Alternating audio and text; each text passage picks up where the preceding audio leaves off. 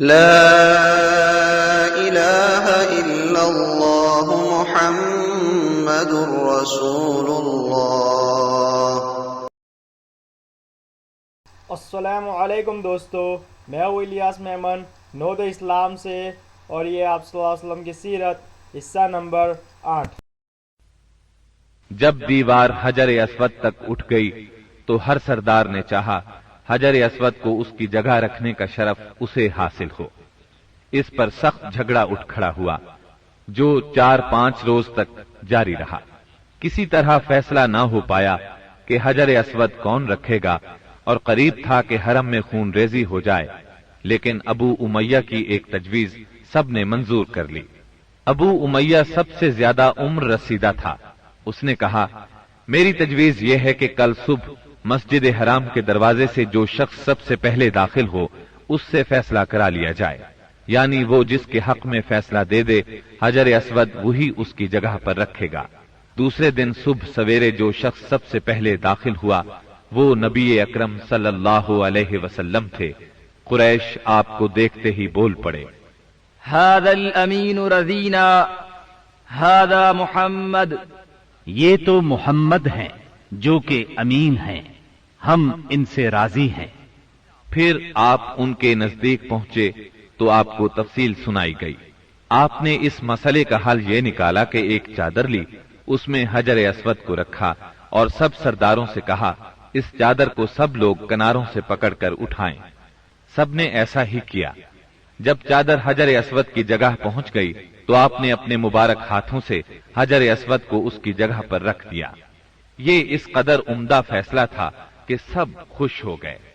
نبی کریم صلی اللہ علیہ وسلم بچپن ہی سے عقل سلیم کے مالک تھے، پاک دامن تھے، بھرپور قوت کے مالک تھے۔ جوانی اور پختگی کا زمانہ آیا تو آپ کی خوبیاں اور زیادہ نکھر کر سامنے آئیں۔ آپ درست سوچ، صحیح نظر، بہترین اخلاق اور عمدہ عادات کا سب سے بلند نمونہ تھے۔ سچائی اور امانت، صبر و شکر، حیا اور وفا، خیر خواہی اور تواضع سبھی میں ممتاز تھے۔ بھلائی اور احسان میں آپ کا کوئی ثانی نہیں تھا۔ ابو طالب نے کیا خوب کہا ہے، ابیض یستسقى الغمام بوجهه ثمال الیتامى عصمة للارامل، وہ گورے مکھڑے والا جس کی برکت سے ابر رحمت برستا ہے، وہ یتیموں کا سہارا اور بیواؤں کا نگہبان ہے۔ آپ بہت صلہ رحمی کرنے والے تھے، لوگوں کا بوجھ اپنے سر لیتے تھے، کنگال کی ایسی مدد فرماتے کہ مالدار ہو جاتا یا روزگار سے لگ جاتا، مہمان کی مہمانی کرتے اور مصیبت کے مارے ہوں سے تعاون فرماتے۔ اللہ تعالیٰ نے آپ کی حفاظت اور نگہبانی کا خاص انتظام فرمایا تھا، اور قوم کے اندر پھیلی ہوئی خرافات اور برائیوں کے خلاف آپ کے دل میں نفرت ڈال دی تھی۔ چنانچہ آپ بتوں کی عید پر حاضر ہوتے، نہ شرک کے میلوں میں جاتے، اور نہ آپ آستانوں یا غیر اللہ کے نام پر ذبح کیا ہوا جانور کھاتے، نہ بتوں ہی کو چھوتے، اور نہ ان سے تقرب حاصل کرتے تھے۔ لات اور عزا کی قسم تو سننا بھی گوارا نہ فرماتے۔ شراب نوشی اور کھیل کود کی مجلسوں سے آپ انتہائی دور تھے۔ ایسی کسی مجلس میں آپ نے کبھی شرکت نہ فرمائی، جبکہ یہی مجلس جوانوں کی تفریح اور دوستوں سے ملاقات کے مقامات تھی۔ اللہ نے آپ کو خلوت پسندی عطا فرمائی تھی۔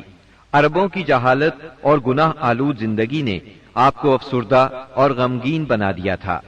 آپ اپنے اطراف میں پھیلی ہوئی انسانی اجتماعی زندگی کا مشاہدہ فرماتے تو آپ کو یہ محسوس کر کے دکھ ہوتا کہ ایک اللہ کی عبادت کا تصور دینے والے دین کو وہ لوگ بالکل بھول چکے تھے، اس دین کو جو ان کے جد امجد سیدنا ابراہیم علیہ السلام کا دین تھا، اسے بالکل فراموش کر چکے تھے۔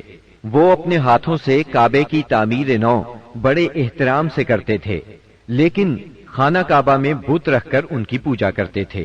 یہ شرک نہیں تو اور کیا ہے؟ منافقت اور کہتے کس کو ہیں؟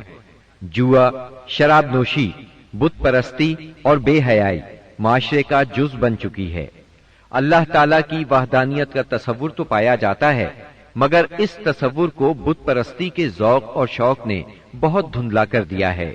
बुतों की शक्ल में अपने माबूद घड़ लिए हैं। हर कबीले और हर खानदान का एक पसंदीदा बुत है और काबे में 360 बुत रखे हुए हैं। बुत परस्ती के शौक का ये आलम है कि कुरैश सफर में जाते हैं तो सत्तू के बुत बना लेते हैं और जब जरूरत पड़ती है तो अपने माबूदों को घोल कर पी लेते हैं। कुरैश के मुआशरे और अरब के माहौल में औरत बेचारी की हालत इस कदर पस्त, जलील और रद्दी है कि वो ऊंटों, बकरियों और गल्ले की तरह तिजारत की चीज बन चुकी है।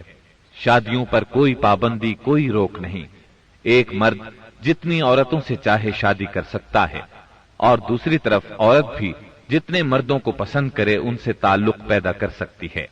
चोरी छुपे आशनाई से लेकर खुली बेहयाई तक हर बुराई की जाती है।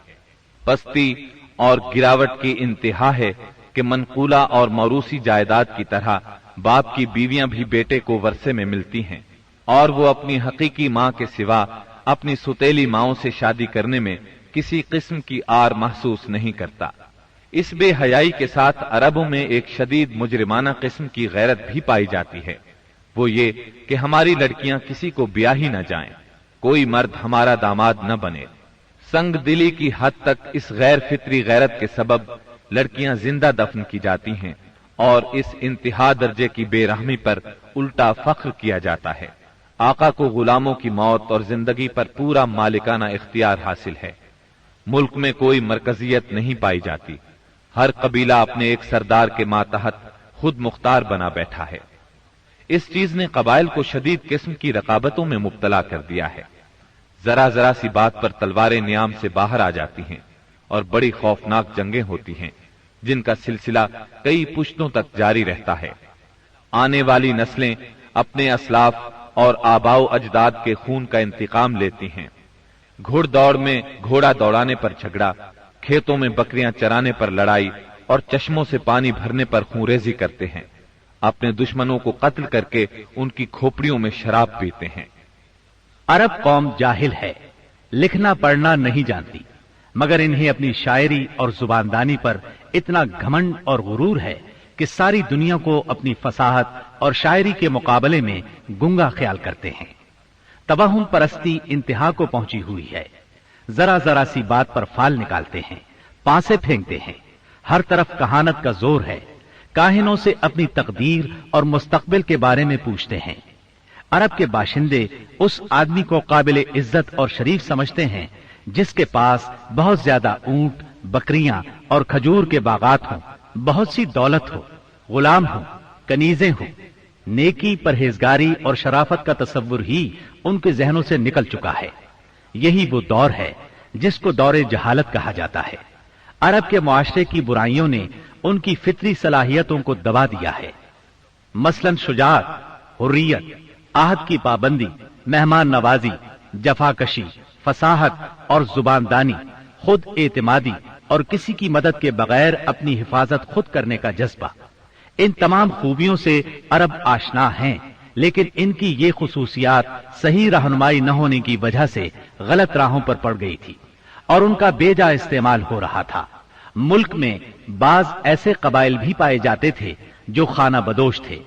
जहां पानी का चश्मा, सब्जा और खजूरों के झुंड नजर आए वहीं डेरे डाल दिए और जब यहां से जी उकता गया तो अपना मुख्तसर सा सामान ऊंटों पर लाद कर वहां से चल दिए। ये थे अरब के अफसोसनाक हालात, लेकिन ये यहां तक महदूद नहीं थे। उस जमाने में दुनिया के गोशे गोशे में ऐसी ही पस्ती पाई जाती थी। कहीं आग की पूजा होती थी, कहीं मोहब्बत और नफरत के देवताओं के आगे सर झुकाए जाते थे। गरज अल्लाह ताला के सिवा उसकी सारी मखलूक की इबादत हो रही थी। हद यह है कि सांप, दरख्त और बंदर तक माबूद बने हुए थे। पत्थर, जानवर, चांद, सूरज और सितारे, यहां तक कि जमीन पर रेंगने वाले कीड़ों तक की परस्तिश ने सारी दुनिया को शिर्क का गढ़ बना दिया था। हर तरफ जहालत का अंधेरा और शिर्क व कुफ्र की तारीकियां छाई हुई थीं। उन सब में सिरात मुस्तकीम गुम होकर रह गया था। अहले अरब की हालत इजार पर कुड़ने के अलावा आप अपनी खलवत और तन्हाई में जिंदगी और कायनात के राजों पर भी गौर व फिक्र किया करते थे। और सोचा करते थे कि जिंदगी क्या है, कायनात क्या है, ये चांद सूरज सितारे क्यों कर बने, कायनात क्यों तख्लीक की गई, किसने की, जिंदगी का ज़ुहूर कब हुआ, कैसे हुआ। ये वो दिन थे जब आप तन्हाई में गौर व फिक्र की जरूरत के साथ साथ इबादत को भी लाजिमी समझते थे। इबादत आपकी रूह की जरूरत थी, लिहाजा आप रमजान भर गारे हिरा में क़याम फरमाते, आने जाने वाले मिस्कीनों को खाना खिलाते और बकिया औकात अल्लाह ताला की इबादत में गुजार देते।